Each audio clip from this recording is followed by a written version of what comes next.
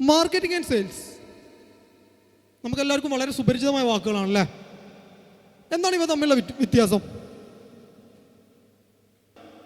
Marketing എന്ന് പറയുന്നത് whatever അല്ലെങ്കിൽ anything and everything you do to attract and keep customers. പുതിയ കസ്റ്റമേഴ്സിനെ കണ്ടെത്താനും അതിനെ നിലനിർത്താനും വേണ്ടി നിങ്ങൾ എന്തൊക്കെ ചെയ്യുന്നു അതിനൊക്കെ നമ്മൾ മാർക്കറ്റിംഗ് എന്ന് പറയും. നിങ്ങൾ ഈ പ്രോഗ്രാമിൻ്റെ പരസ്യം പലരും വാട്സപ്പിൽ കണ്ടിട്ടുണ്ടാവും അല്ലേ? മാർക്കറ്റിംഗ്. അത് കണ്ടിട്ട് നിങ്ങൾ വിളിക്കും അല്ലേ?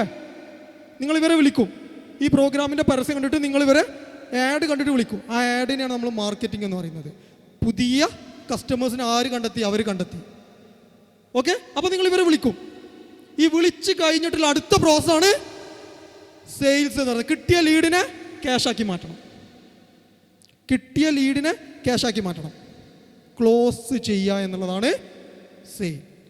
നോട്ടീസ് അടിച്ചു 50% ഓഫ്, ആളുകൾ വിളിക്കും അല്ലേ? ആ കിട്ടിയ ആളെ ക്ലോസ് ചെയ്യുക എന്നുള്ളതാണ് സെയിൽസ് ടീമിൻ്റെ. ഇത് പല ബിസിനസ്സുകാർക്കും അറിയില്ല. ഇത് പല ബിസിനസ്സുകാർക്കും. അതുകൊണ്ടാണ് സെയിൽസ് ആൻഡ് മാർക്കറ്റിംഗ് എന്ന് പറയുന്ന ഒരു ടേം തന്നെ വന്നത്. സെയിൽസും മാർക്കറ്റിംഗ് ഒന്നല്ല. സെയിൽസ് ആൻഡ് മാർക്കറ്റിംഗ് ആളുകൾ മിക്സ് ചെയ്തിട്ടാണ് ചെയ്യുന്നത്. പല സ്ഥാപനങ്ങളിലും സെയിൽസ് ടീമിനെ ലീഡ് ചെയ്യുന്ന മാർക്കറ്റിംഗ് മാനേജർ ആയിരിക്കും. സെയിൽസ് ടീമിനെ ലീഡ് ചെയ്യാൻ മാർക്കറ്റിംഗ് മാനേജർ എലിജിബിൾ അല്ല. അയാൾ മാർക്കറ്റിംഗ് ടീമിൻ്റെ ഡിപ്പാർട്ട്മെൻറ്റ്. പല കമ്പനിയിലും മാർക്കറ്റിംഗ് ടീമേ ഉണ്ടാവില്ല, സെയിൽസ് ടീം ഉണ്ടാവും. രാവിലെ തൊട്ട് ഇവർക്കിരുന്നുള്ള പണി ഇതാണ്. ഫോൺ എടുത്തിട്ട് ഹലോ സാർ, ഞങ്ങളടുത്ത് നല്ലൊരു പ്രൊഡക്റ്റ് ഉണ്ട്, ഞങ്ങൾ കൊണ്ടുവരട്ടെ, എടുക്കട്ടെ, ഡെമോ ചെയ്യട്ടെ.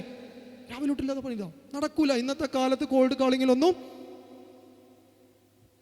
ബിസിനസ്സിന് ഗ്രോ ചെയ്യാൻ പറ്റില്ല. മാർക്കറ്റിംഗ് തന്നെ വേണം. ഇങ്ങോട്ട് കോൾ വരുത്താൻ പഠിക്കണം. ഇങ്ങോട്ട് നിങ്ങൾക്ക് കോൾ വരുത്താൻ പറ്റുന്നില്ല, അല്ലെങ്കിൽ ഇങ്ങോട്ട് നിങ്ങൾക്ക് ആളെ കൊണ്ടുവരാൻ പറ്റില്ലെങ്കിൽ അത് നിങ്ങളുടെ മാർക്കറ്റിങ്ങിൻ്റെ പോരായ്മയാണ്. അവിടെ പരിഹരിക്കേണ്ട മാർക്കറ്റിംഗ് ആണ്. ഞാനൊരു കമ്പനി പോയി, വളരെ ഫേമസ് ആയിട്ടുള്ള ഒരു കമ്പനിയാണ്. അവർക്ക് സെയിൽസിന് ടീമിന് ട്രെയിനിങ് കൊടുക്കാൻ വേണ്ടിയിട്ടാണ് പോയത്. അപ്പോൾ ഞാൻ അവിടെ ചെന്ന് വലിയൊരു കമ്പനിയാണ്, ഓൾ കേരളയിൽ എസ്റ്റാബ്ലിഷ്ഡ് ആയിട്ടുള്ള ഒരു കമ്പനിയാണ്. അവിടെ അവർക്ക് ഇനഫ് സെയിലില്ല, ബിസിനസ് ലോസിൽ പോയിക്കൊണ്ടിരിക്കുകയാണ്. ഇപ്പോൾ കമ്പനി ഏകദേശം പൂട്ടാൻ പോയിക്കൊണ്ടിരിക്കുകയാണ്. അപ്പോൾ ആ കമ്പനി ചെന്ന സമയത്ത് അവിടെ മാർക്കറ്റിംഗ് ടീമില്ല അവർക്ക്. അവർ സെയിൽസ് ടീം രാവിലെ മുതൽ 100 പേരെ ഏറ്റവും ചുരുങ്ങി വിളിക്കും. 100 പേരിന് എത്ര കൺവേർഷൻ ഉണ്ട് ചോദിച്ചു. 3-ൽ താഴെ 100 പേരെ രാവിലെ തൊട്ടിരുന്ന് വിളിച്ചിട്ട് 3-ൽ താഴെ ആളുകളെ മാത്രമേ അവർക്ക് കസ്റ്റമറാക്കി മാറ്റാൻ പറ്റുന്നുള്ളൂ. 100 പേരെ ഇരുന്ന് വിളിക്കുകയാണ്. അത് മാർക്കറ്റിംഗ്. അത്രയും ടീമോട് ഇരുന്ന് വിളിക്കുകയാണ്, ഒരു കാര്യമില്ലാതെ. മാർക്കറ്റിങ്ങിൻ്റെ പോരായ്മയാണ്. അവർ നന്നായിട്ട് മാർക്കറ്റ് ചെയ്തിട്ടുണ്ടെങ്കിൽ ചിലപ്പോൾ ഒരു ദിവസം 10 കോൾ ഇങ്ങോട്ട് വരും. ആ 10 കോളിൽ നിന്ന് ചിലപ്പോൾ അവർക്കൊരു 5-6 പേരെ ക്ലോസ് ചെയ്യാൻ പറ്റും. ഇങ്ങോട്ട് വിളിക്കുമ്പോൾ ട്രസ്റ്റ് ബിൽഡ് ചെയ്തിട്ടാണ് വിളിക്കുക. എന്നെ ഒരാൾ ഇങ്ങോട്ട് വിളിക്കുമ്പോൾ അയാൾ എന്നെക്കുറിച്ച് പഠിച്ചിട്ടുണ്ട്, അറിഞ്ഞിട്ടുണ്ട്, എന്നിൽ വിശ്വാസമുള്ളത് കൊണ്ടാണ് അയാൾ എന്നെ വിളിക്കുന്നത്. എനിക്ക് കുറച്ചും കൂടി ഈസിയാണ് ആ ബിസിനസ് ക്ലോസ് ചെയ്യാൻ വേണ്ടിയിട്ട്. നമ്മൾ അങ്ങോട്ട് വിളിക്കുമ്പോൾ അങ്ങനെയല്ല. പ്രത്യേകിച്ച് ഇന്നത്തെ മാർക്കറ്റിൽ നമ്മുടെ ട്രാൻസ്പോർട്ടേഷൻ കപ്പാസിറ്റി വളരെ ഹൈ ആണ്. ഞാൻ രാവിലെ കാലിക്കറ്റ് ആണെങ്കിൽ ചിലപ്പോൾ ഉച്ചയ്ക്ക് മഞ്ചേരി ആയിരിക്കും, എൻ്റെ ടൗണിൽ മഞ്ചേരി ആയിരിക്കും. ചിലപ്പോൾ ഞാൻ ഹോസ്പിറ്റലിലായിരിക്കും, തിയേറ്ററിലായിരിക്കും, എവിടെയെങ്കിലുമൊക്കെ ആയിരിക്കും.